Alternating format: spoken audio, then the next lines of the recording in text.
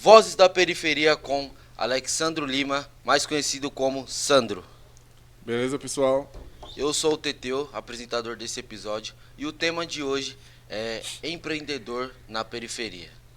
Primeiramente, Sandro, quero agradecer pela sua presença, né, por ter aceitado esse convite, por você ter vindo até aqui, ter separado um tempo, né, para vir até aqui.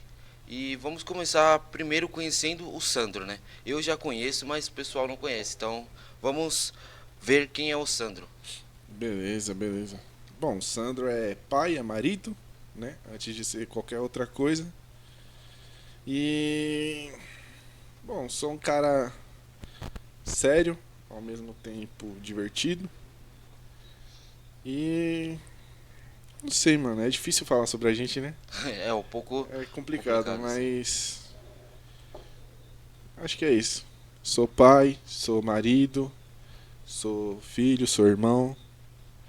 Acho que essas coisas, antes de qualquer outras, é mais importante na minha vida, né? Família, ser família e tal. Então, assim, quem me conhece por essa parte, Uhum. né? Aí quem não me conhece pela parte de ser mais sério, de ser mais fechado.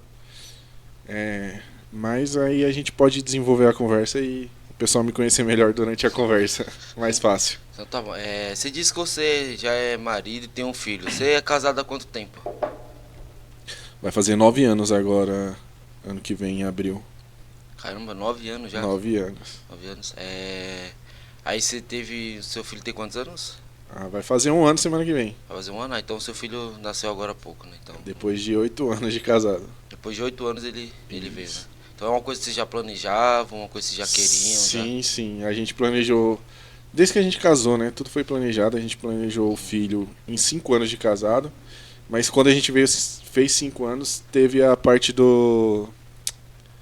da pandemia, né? Veio a pandemia e a gente achou melhor esperar um pouco mais. E aí acabou a pandemia, a gente se sentiu mais seguro. E aí tentamos de novo e veio o meu pequeno John. Aí sim.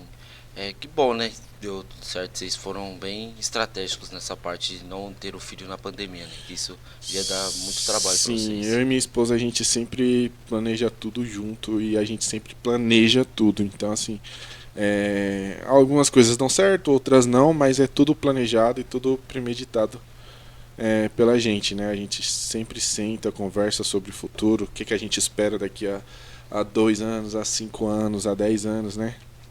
Então, assim, é, tudo detalhado pra gente saber como proceder, como a gente vai fazer. Opa! Segura o copo. E como a gente vai fazer tudo direitinho pra alcançar o que a gente almeja. Entendi. Aí você falou que vocês sempre planejam assim e tal, você falou dessa parte da pandemia. Uma pergunta assim, bem jamais pro seu lado empreendedor. Você tinha algum empreendimento quando você estava na pandemia? Você fechou algum empreendimento por causa da pandemia? Sim, na verdade a gente começou, eu comecei, né? Aí, fala a gente porque a gente tinha uma sociedade, eu e meu cunhado. Um pouco antes da pandemia, em 2019, a gente começou a montar um restaurante, né? Entrega de delivery de marmitas e com planejamento já de abrir para o público entrar, comer mesmo, comidas típicas caseiras, né?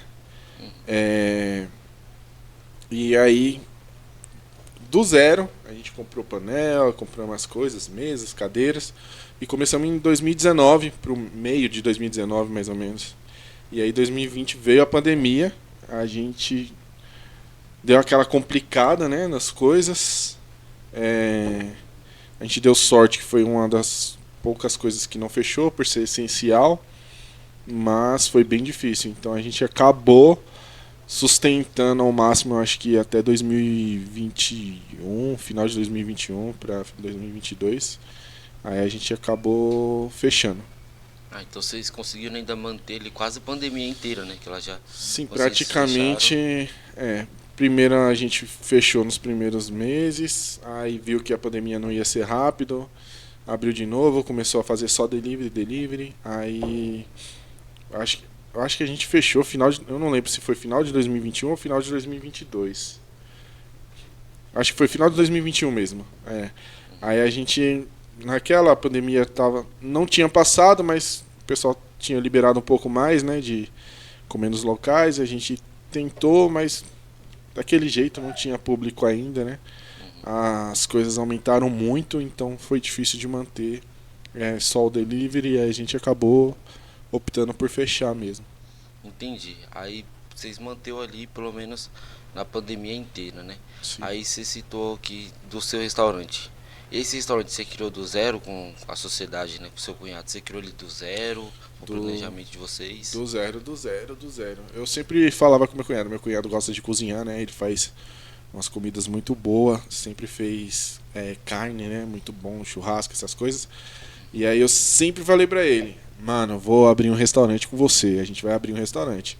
E aí, em 2019 surgiu uma oportunidade de eu abrir um restaurante, em um acordo que a gente tinha lá com a escola. E aí eu peguei, chamei ele, falei, mano, é agora, surgiu a oportunidade, vamos? Aí ele falou, vamos. E aí a gente tentou, infelizmente não deu certo, mas foi do zero. Compramos panela, alugamos local, adaptamos local, compramos mesa, compramos cadeira, tudo do zerinho. Aí você citou assim que vocês tentaram do zero e tal, não deu certo. Você só tentou esse restaurante, você tentou outros empreendimentos, como foi suas tentativas assim de empreender? Bom, eu sempre fui muito livre nessa parte de trabalho, né? Eu nunca gostei muito de ficar preso numa coisa. Tanto é que eu tive 3 empregos registrados. O primeiro foi demitido porque era uma contabilidade periférica também, né? Foi meu primeiro emprego, eu comecei com 16, fiquei lá até os 19, eu acho, se eu não me engano.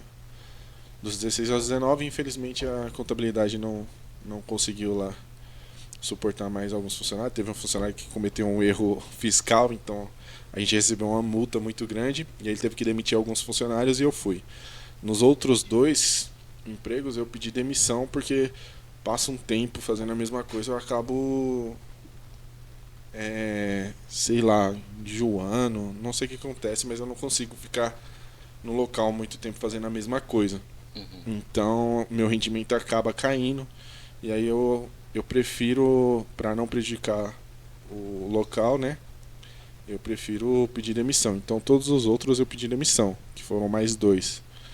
É, então, para mim empreender é melhor nesse sentido de ter mais liberdade, né? De tempo, de você não ser a mesma coisa todo dia. É uma loucura, não é fácil.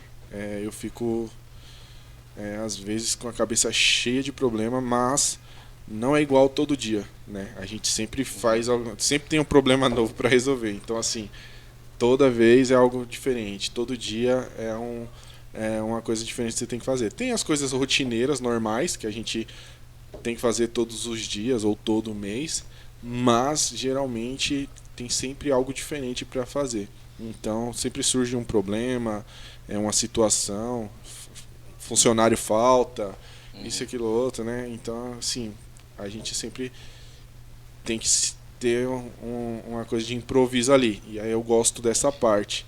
Né? Não gosto da parte dos problemas, mas é o ônus do negócio. Entendi.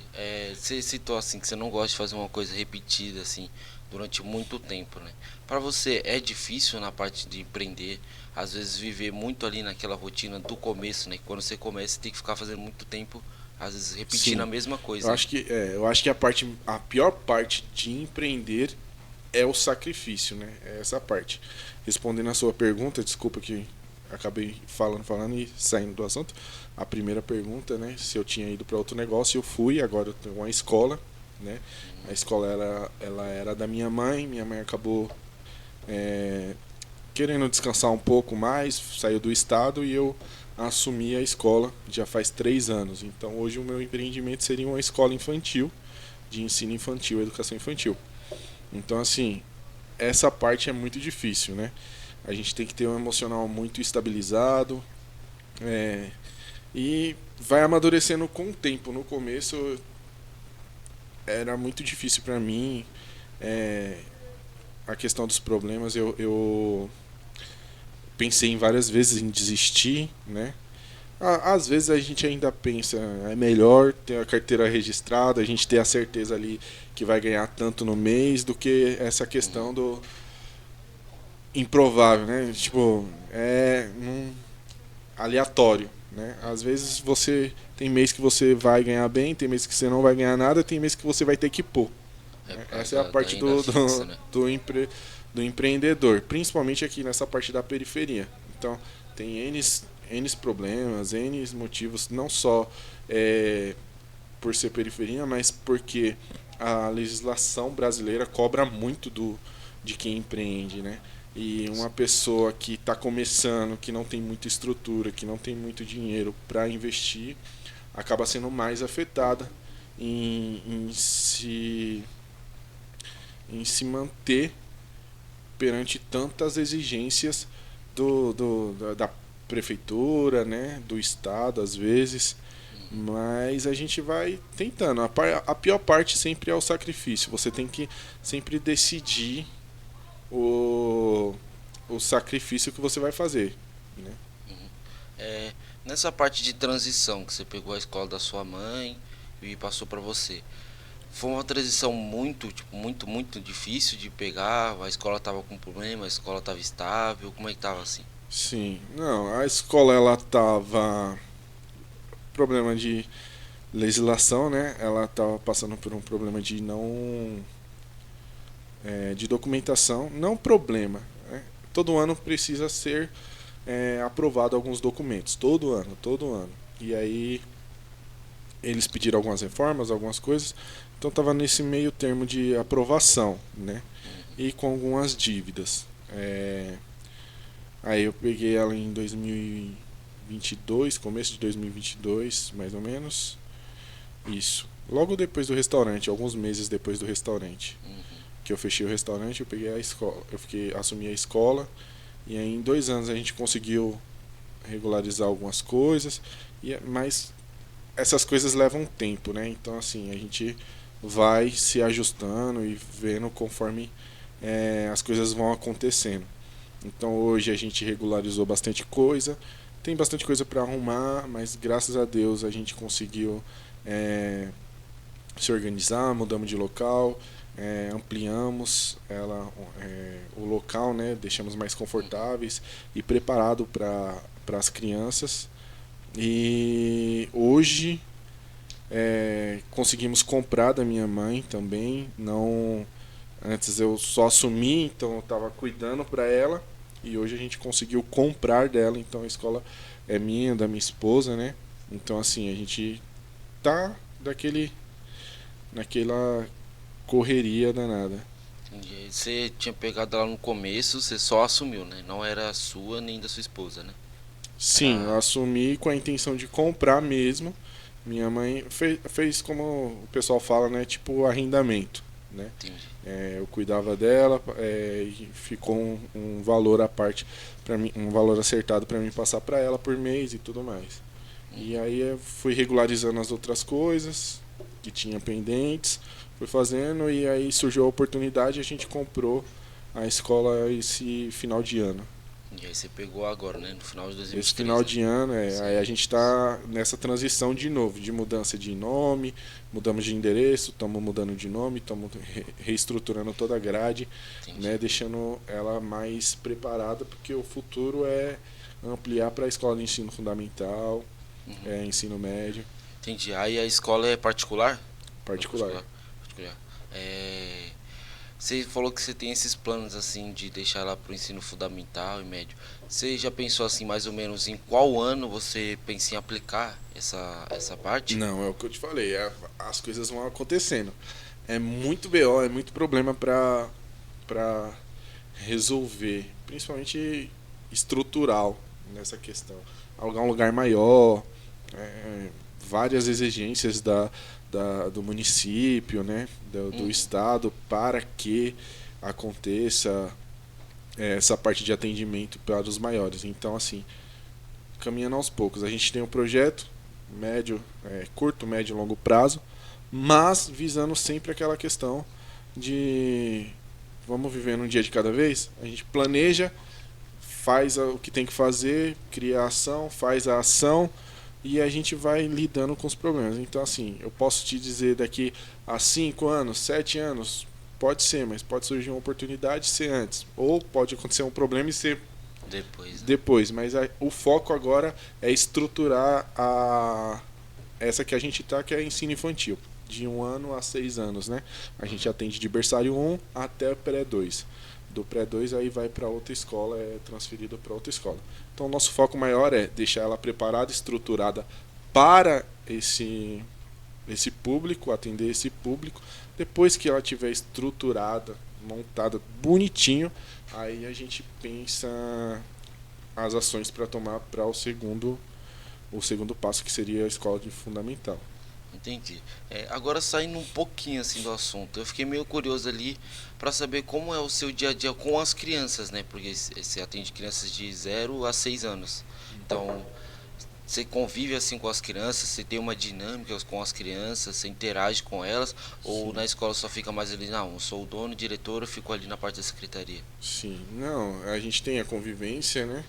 Não 100%, porque eu cuido mais da parte de documentação e tudo mais, mas eu ajudo de vez em quando as tias a olhar um parquinho, né? Eu que abro a escola, então a escola abre das 6 às 19.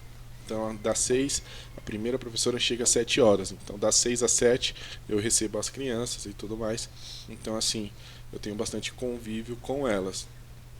Mano, é a melhor parte do trabalho, né? Eu amo criança, então, assim, a melhor parte do trabalho é ver a evolução, é ver o crescimento das crianças e conviver com elas, né? É um amor, assim, não tem como explicar, é muito legal. Eu assim, cada criança, as brincadeiras que a gente faz lá, brinca, os projetos e tudo, ver as reações, ver as conversas, né? A gente conversa, pergunta como é que foi o final de semana, o que você gosta, o que você não gosta e tal, e aí eles conversando, ver a evolução da conversa também. A gente tem criança lá que entrou com 6 meses. E aí hoje está com 4, 5 anos. Aí a gente vê a evolução, né, das conversas, do que fala, como fala, a evolução cognitiva, a evolução na parte mesmo dos estudos, né, já está começando a reconhecer, quase ler. Então, assim, é muito legal e é o mais gratificante para mim essa parte de estar com as crianças. Hoje eu estou terminando pedagogia, né, eu estou no 6º semestre, então ano que vem é meu último ano de pedagogia, já também para se preparar para isso. Não que eu vá ficar de diretor ou dar aula, mas eu acho que a gente tem que saber como fazer, o que fazer para ser dono, né? Então, assim, é aquela questão do gerente, né? Para a pessoa ser gerente, ela tem que ter passado por todos os outros setores para ela saber como funciona, para ela poder dar pitaco. Então, assim, se eu chego lá sem saber nada, eu sou formado em gestão financeira, então só ser formado em gestão financeira, lidar com documento, isso, aquilo outro, e não saber, não entender nada de pedagogia, não entender nada como funciona a escola, não vai adiantar. Entendi. E é até bom, né, essa sua conversa com criança, porque como você disse, você gosta de coisas diferentes na rotina, né? Você não gosta de viver numa coisa muito maçante. Isso, né? É a melhor parte. A melhor parte você disse que é essa. Eu imagino, mas assim, quando você vive com muita criança, geralmente tem uma criança, quando ela te vê, ela fica louca. Tem essa pessoa assim na escola, que a pessoa te vê, ela fala, o meu tio preferido na escola é o tio Sandro, não tem outro. Não, eu tenho algum, eu não sei dizer isso, né, se é o tio preferido, mas tem algumas que acaba brincando mais porque elas gostam mais de mim, né? Nossa, é que assim, tipo, eu brinco bastante porque ele conversa mais comigo, o Theo, né? Tem o Heitor, mas assim, a criança que mais conversa, que ele gosta de conversar comigo, ele chega às 7, 7:30. E ele senta assim pra conversar comigo, é o Theo. Ele senta várias horas.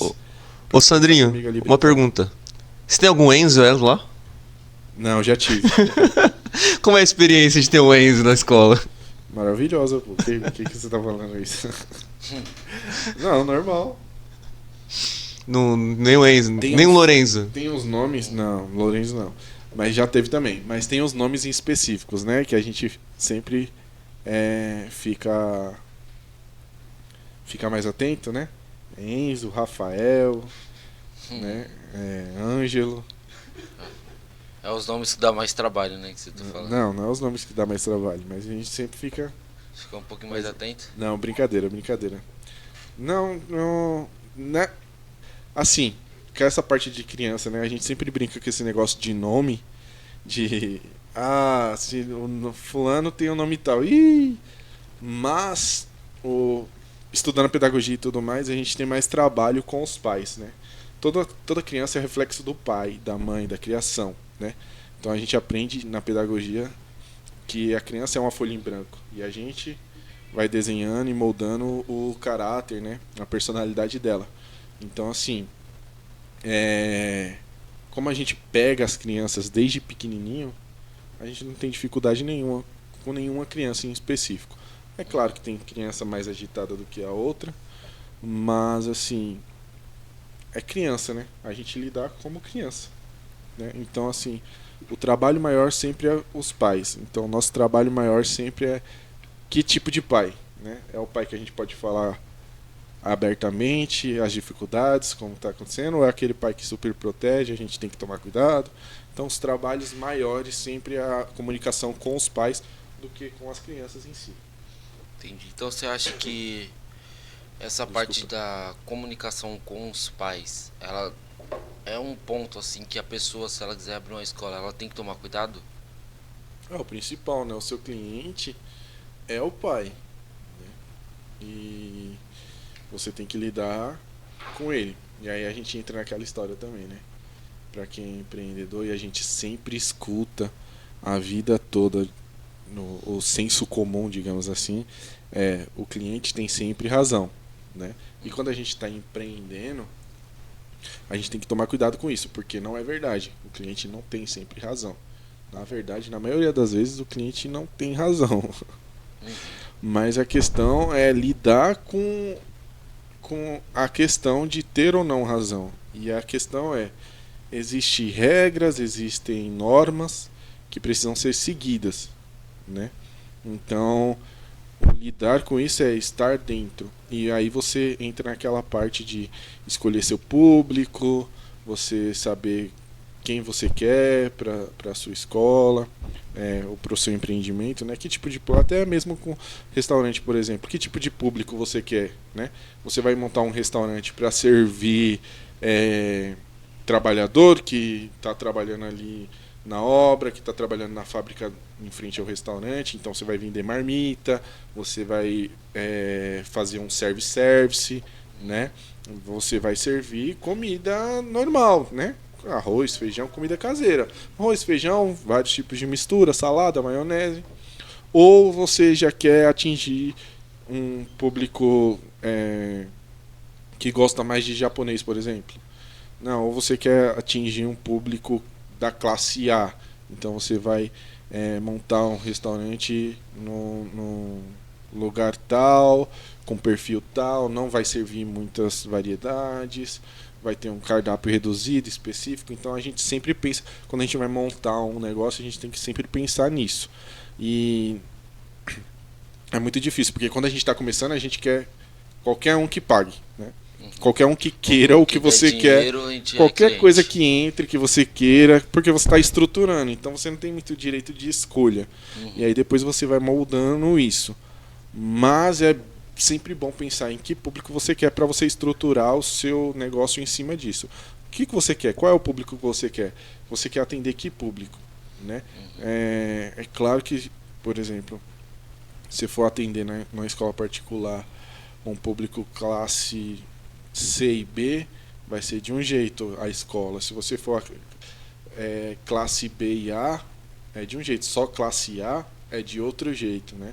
Então, assim, você tem que pensar tudo nisso. Como a gente é da periferia, o nosso público é óbvio que é classe média, né? Classe média alta, porque é a classe classe média alta, que vai pôr os filhos na escola particular.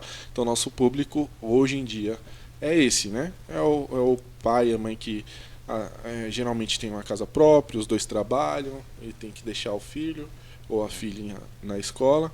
Então, assim, tem casa própria, tem carro. 90% do público é esse, tem casa própria, tem carro e deixa o filho ali na escola. Então é um tipo de pessoa. Mas também tem os 10%, ou 10 ou 20%.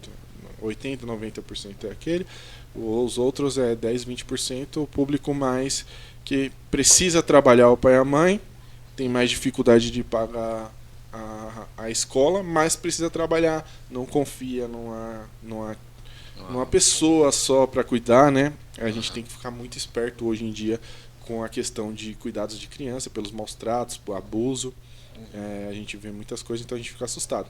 Então a mãe quer a segurança de uma escola, né? Que às vezes também não é tão segura assim. Então a gente procura a melhor escola e tal.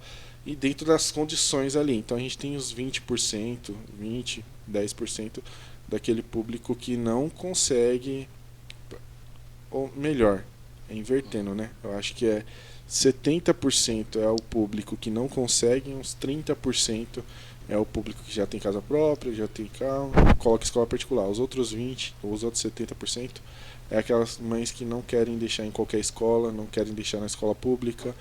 Entendi. Se esforça muito e deixa o filho lá. Entendi. Ô Sandrinho, uma pergunta. Você acredita que existam diferenças das classes sociais que existem na periferia e fora dela? Por exemplo, o cara rico que mora na periferia é diferente do cara rico que mora lá no Alphaville, por exemplo.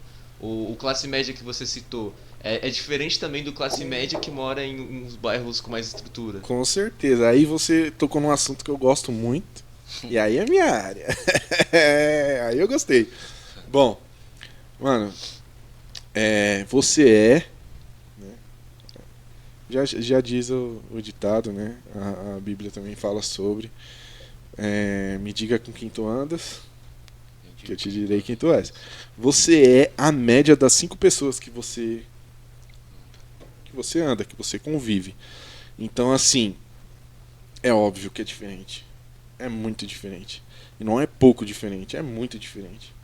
E não só por classe, mas o ambiente, ele molda muito dos seus pensamentos, muito da sua força de vontade ou não, né, da sua ambição ou não. Então, assim, eu vejo diferença no bairro. Você pegar um classe média, vamos supor, um classe média, vai, aqui no São João, né, nosso bairro, Guarulhos, São João. Classe média tem carro próprio, uma família estruturada.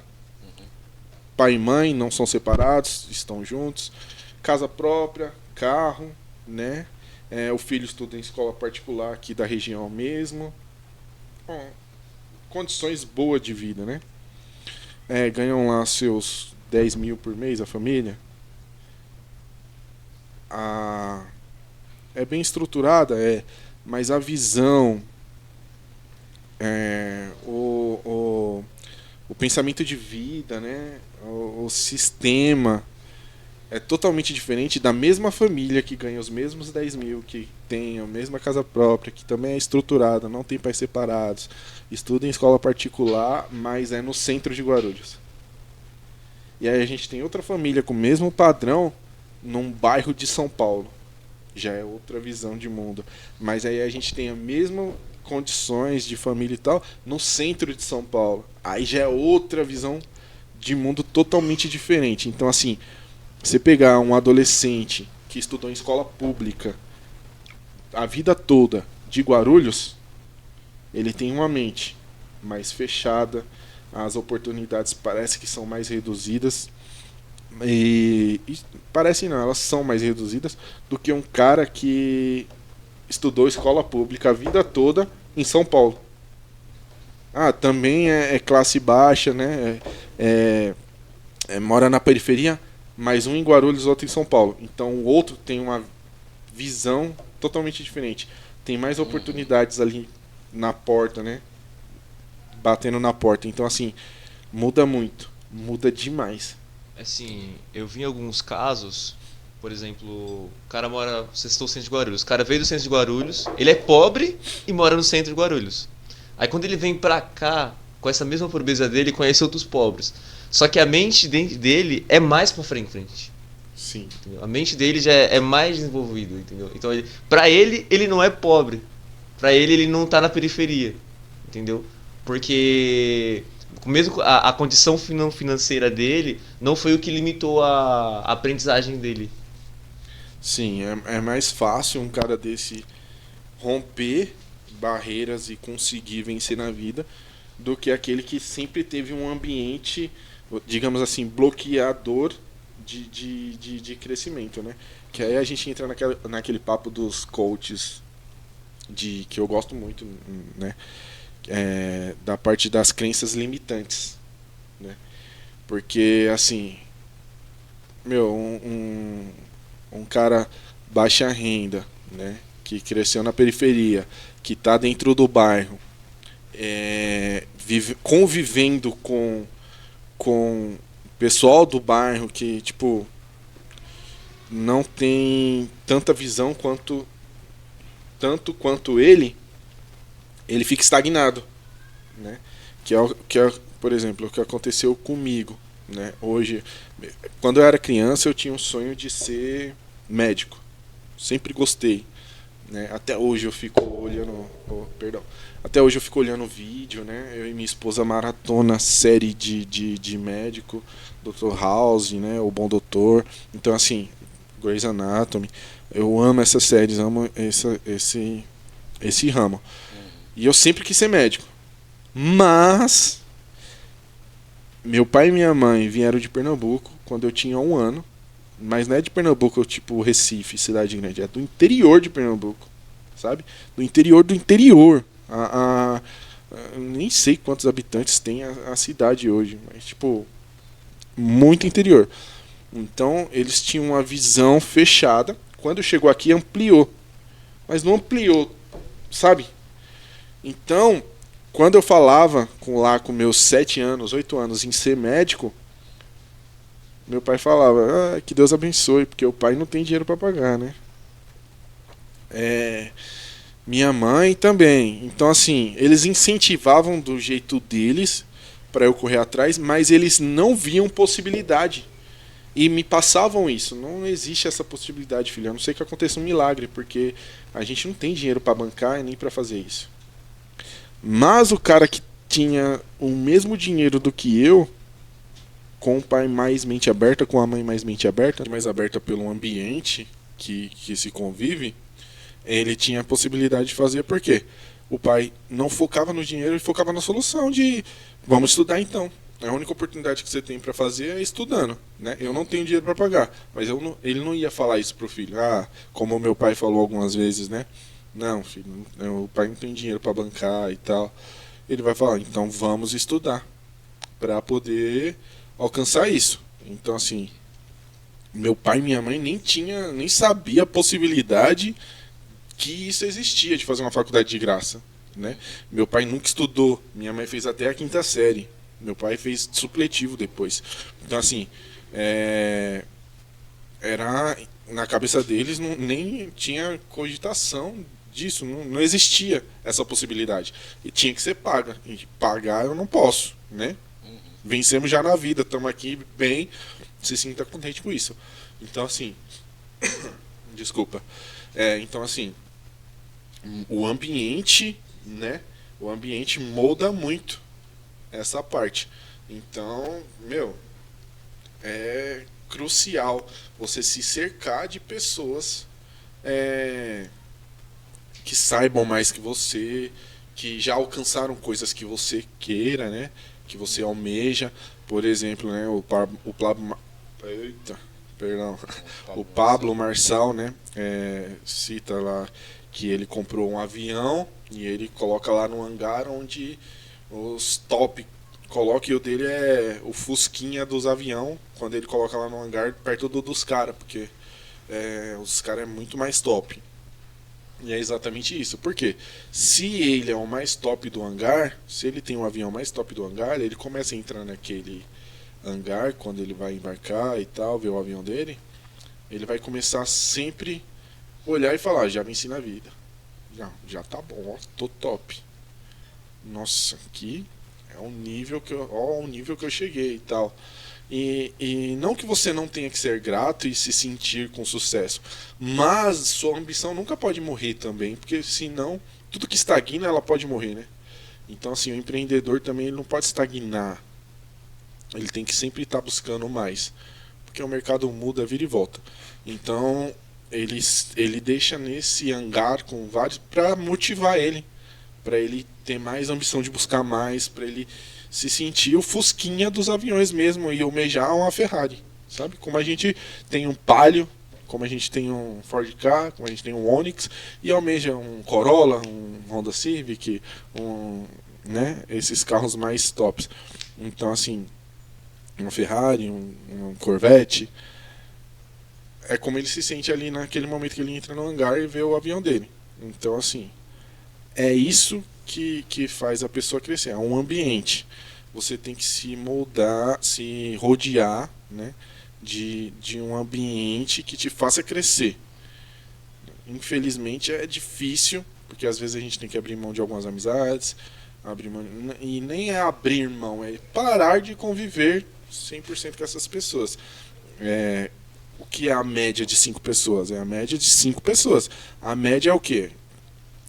O que essas 5 pessoas que você mais convive, pega as 5 pessoas que você mais convive, o que elas fazem, né? Então o que elas fazem de igual, que são boas, é o que você vai acabar fazendo. E o que elas fazem de igual, que são ruins, também é o que você pode acabar fazendo. Então assim, você tem que selecionar o melhor possível para você conseguir alcançar o que você quer, né? Essa parte que você falou dos 5 é bem interessante, assim. Eu gostei muito da parte que você citou e tal, sobre as limitações que tem da pessoa, às vezes da periferia, de ir para a faculdade, que às vezes não é limitação da pessoa, é dos próprios pais, né? E você disse que você até citou que fez a gestão financeira e está terminando pedagogia, né? Sim. E como você vê assim hoje, se um jovem chega para você e fala assim, como eu posso me preparar para a faculdade, como você indicaria ele? Sim. Bom, hoje a questão maior do ambiente, né? A gente vê pessoas falando contra a faculdade hoje em dia. Eu não penso contra a faculdade, mas eu acho que tem que se pensar muito no que você vai fazer. Hoje tem várias profissões que não precisam de faculdade, mas eu acho que a faculdade te faz crescer muito, né? Por conta do nosso ensino público, né? Hoje uma pessoa que tem um ensino público, ela não tem dimensão do mundo, não sabe fazer uma pesquisa direito, não sabe, né, fazer uma pesquisa de campo, algo simples. E quando entra na faculdade é um mundo novo que você acaba aprendendo essas coisas. Então eu acho a faculdade muito rica para isso. Então, mas dependendo da profissão que você for fazer, um curso seria melhor, né? Um programador não tem faculdade de programação, né? Acredito que ainda não, mas existem vários cursos técnicos e tal de programação. Então assim, analisar bem o que vai fazer e estudar, não tem outra forma. A vida é estudo, né? Então assim, estudar para entrar, estudar para permanecer, estudar para tirar boas notas e estudar para ser um excelente profissional, né? Eu entrei em crise há um tempo atrás nessa questão do empreendimento, exatamente por isso, porque eu já tentei com meu pai uma marmoraria, não deu certo. Aí eu tentei com meu cunhado o restaurante, não deu certo, né? E agora a escola, e aí a gente estava passando por umas dificuldades, uns apertos e tal. Ainda tem algumas coisas que estão acontecendo e a gente vai se espremendo daqui, se espremendo dali. E aí eu comecei a pensar, poxa, mas, mano, tudo que vai fazer, nada dá certo. Tudo que vai fazer, nada dá certo. Mas a questão maior é, você tá dando o seu melhor? E aí eu fui analisar o que era o melhor. O que é o seu melhor? O que é dar o melhor, né? E aí eu comecei a pensar vários dias e vários dias pensando sobre isso e tentando decifrar na minha cabeça o que é o melhor. O que é dar o meu melhor? Porque eu tô me matando, né? E o que é dar o meu melhor? E aí eu cheguei a um ponto de reflexão com o Espírito Santo também, né? Eu sou cristão. Então, assim, conversando com o Espírito Santo, eu cheguei no ponto de reflexão de que dar o melhor é dar tempo. É dar o maior tempo possível. Então, assim, o que é dar o seu melhor no empreendimento? É dar seu tempo. É doar-se extremamente aquilo. Ah, o empreendedor que venceu na vida, você vai ouvir ele falar que ele acordava 5 horas da manhã e ia dormir meia-noite. Sem férias, vários anos, né? Sem tempo para passear, sem tempo para descansar, porque ele dedicou tempo. Ali ele deu o melhor dele. E para qualquer outra coisa, para você ser o melhor profissional, empreender não.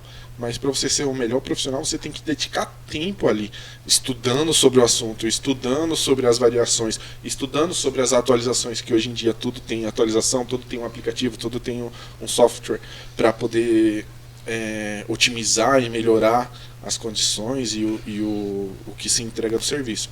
Então, assim, é dedicação. O que é dar o melhor ali? É se dedicar ao tempo, o seu tempo naquilo ali, né? E aí entra a moeda mais valiosa do mundo, que seria o tempo. Então, assim, você tá pagando caro. O tempo não volta. Então você tá pagando muito caro.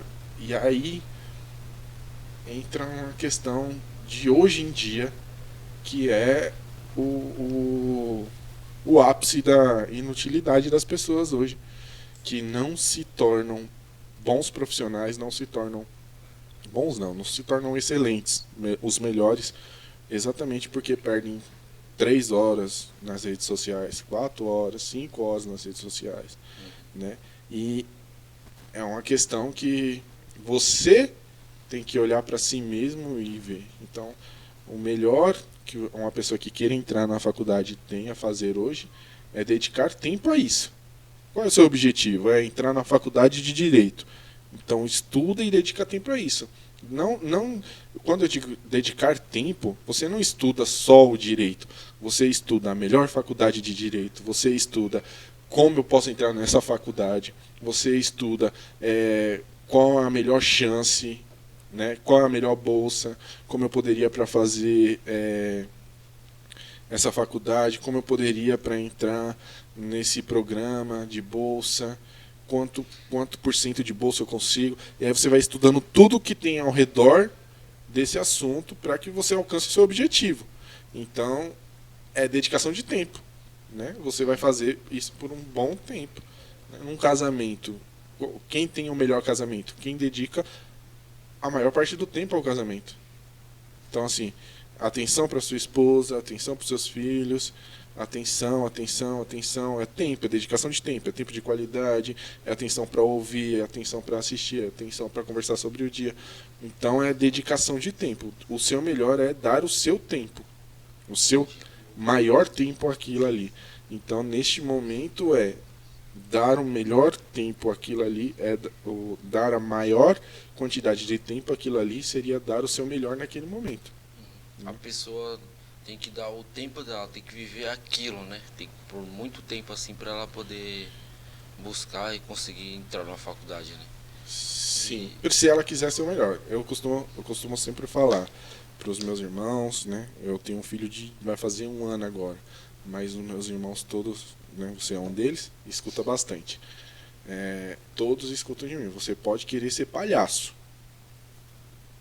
Se você for bom, se você for o melhor, você vai ganhar dinheiro com isso e você vai ser, né? A gente vê quem hoje? O Tiririca. É um palhaço. Virou já já até deputado. Já virou deputado, entendeu? Então, assim, não interessa o Tiro Lipa, é um palhaço. Mas não é a escolha da profissão, mas é se você vai querer ser o melhor naquilo aí. Como tem médicos que ganham bem porque a profissão paga bem, mas não ganham tão bem quanto outros médicos, né?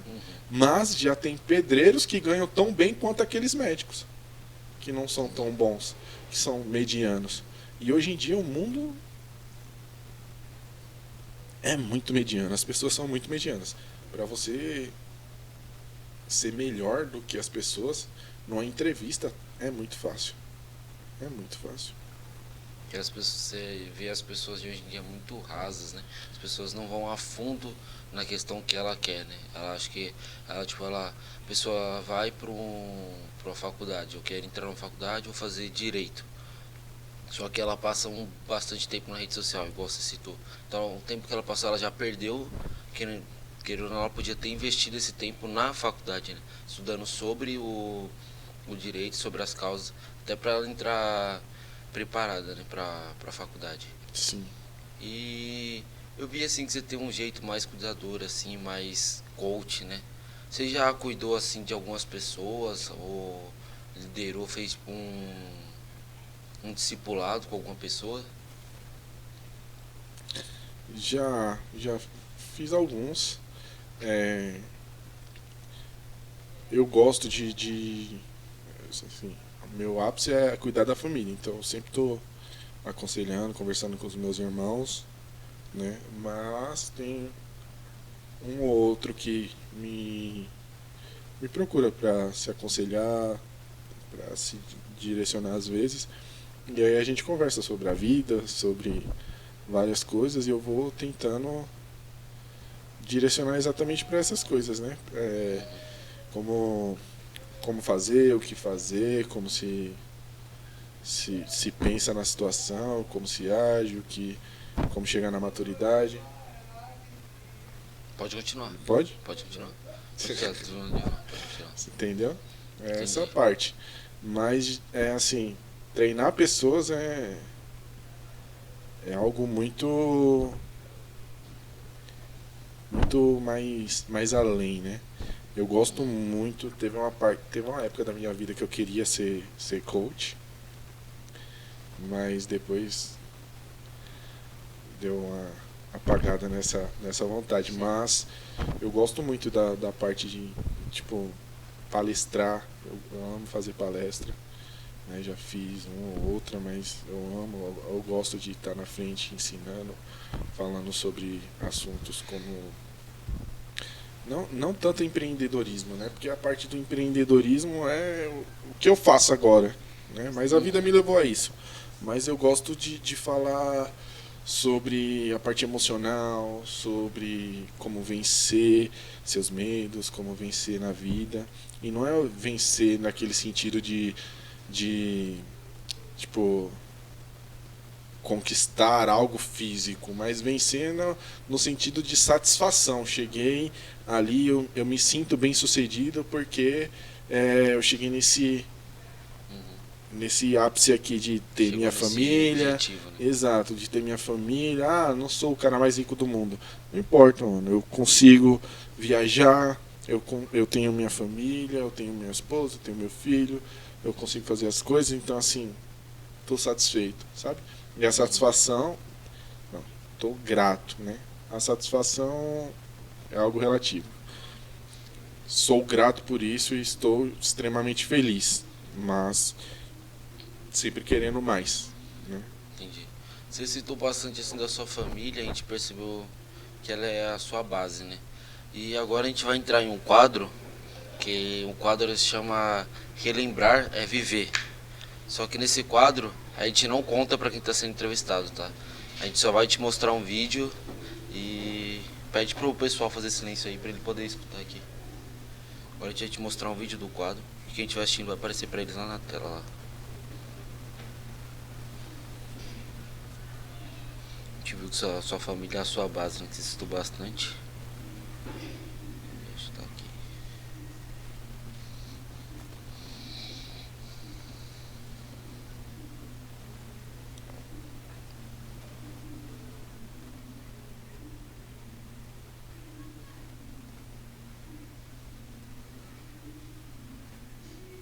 Ixi, galera, que isso aí. Mas tá demorando. É que tá demorando um pouco. O cara ali que edita os vídeos não gosta de cortar, pô. Tá baixo. Liga essa caixinha aqui. O vídeo tá muito baixo, ele vai ficar ruim pra ele escutar.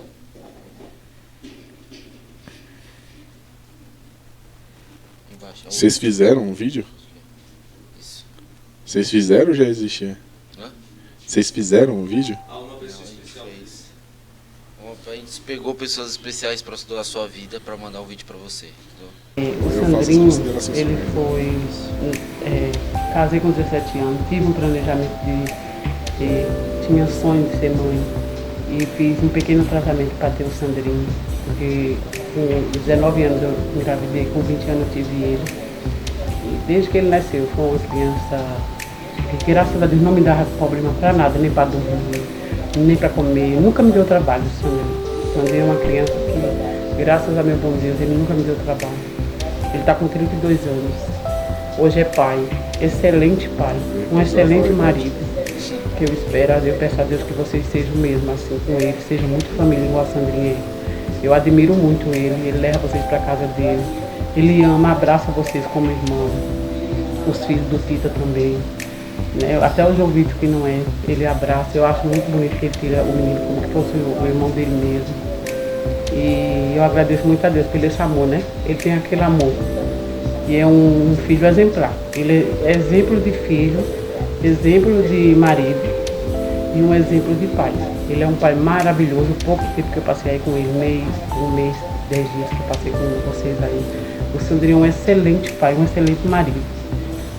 Eu louvo a Deus pela vida dele, pela vida da Sama, pela vida do John. Que Jesus abençoe e o John seja assim também.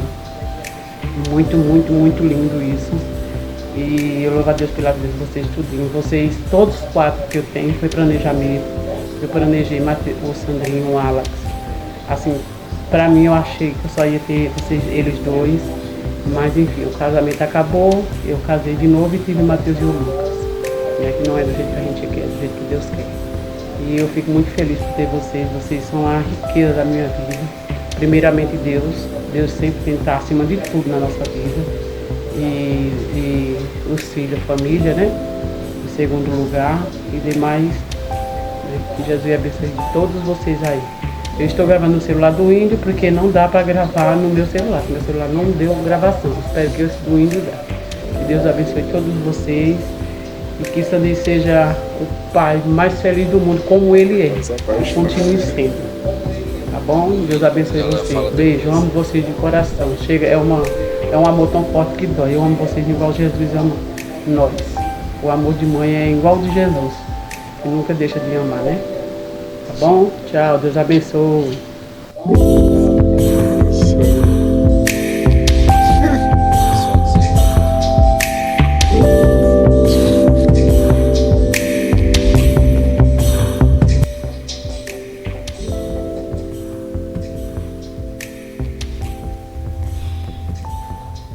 Oi! Eu fui incumbida da missão de falar um pouquinho sobre o passado do Sandro. Brincadeira, amor. Contar um pouquinho sobre a nossa vida. Meu nome é Samila e eu conheci o Sandro quando a gente ainda era criança, na igreja. Mas nós viemos a nos tornar amigos devido a um irmão em comum que nós temos, o Levi.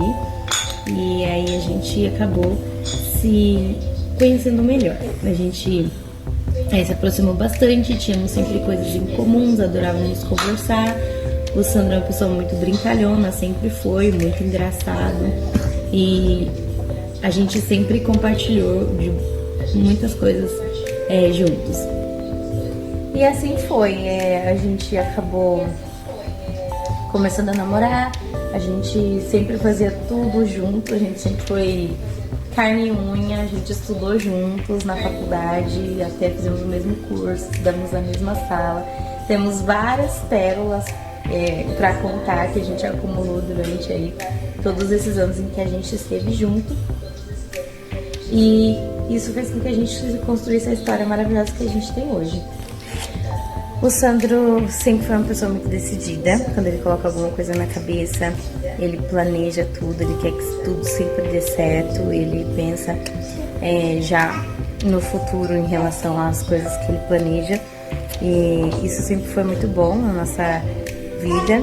Apesar de ele ter uma cara fechada, ele é uma pessoa muito, muito engraçada. Quem conhece ele sabe. E apesar disso, ele é um grande urso carinhoso. Apesar da cara fechada, ele ama dar carinho e receber carinho. Ele ama fazer as coisas em família. Ele faz tudo pela nossa família. Ele se dedica muito às coisas que são referentes à nossa família. E eu sou muito feliz de ser testemunha na vida dele, porque ele evoluiu muito desde o dia que a gente começou a namorar e que ele era um adolescente e agora é um marido maravilhoso, um homem maravilhoso. Eu só tenho a agradecer a Deus pela vida dele. E fico muito feliz por poder testemunhar cada passo que ele dá. Ele é um marido maravilhoso, um pai maravilhoso. Temos aqui hoje o John, que vai fazer 1 aninho e agora não para quieto. 1 aninho? Quantos aninhos você vai fazer? 1 aninho. E Deus sempre foi muito presente nas nossas vidas, no nosso casamento, e é a Ele que a gente deve toda a honra e glória por tudo que nós conquistamos até hoje. Amor, fico muito feliz e muito obrigada por você ser essa pessoa maravilhosa, por você estar sempre presente na nossa família, por você se dedicar tanto, por você ser um ótimo apoiador e por você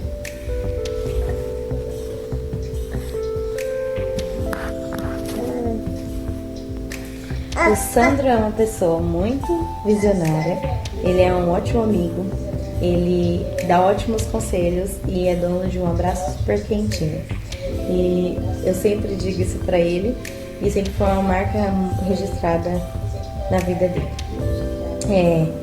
Eu sou muito feliz e grata a Deus pela vida dele, porque ele é maravilhoso nas nossas vidas e ele se dedica muito pra ser presente. Eu juro que eu já tentei gravar 200 vezes o final desse vídeo. Ai, ai. Papai, a gente te ama.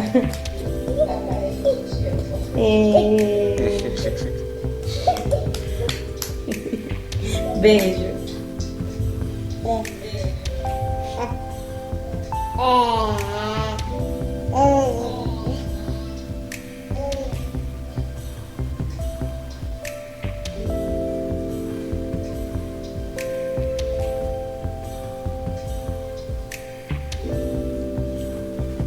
Aí minha bike que eu falei pra vocês, ó.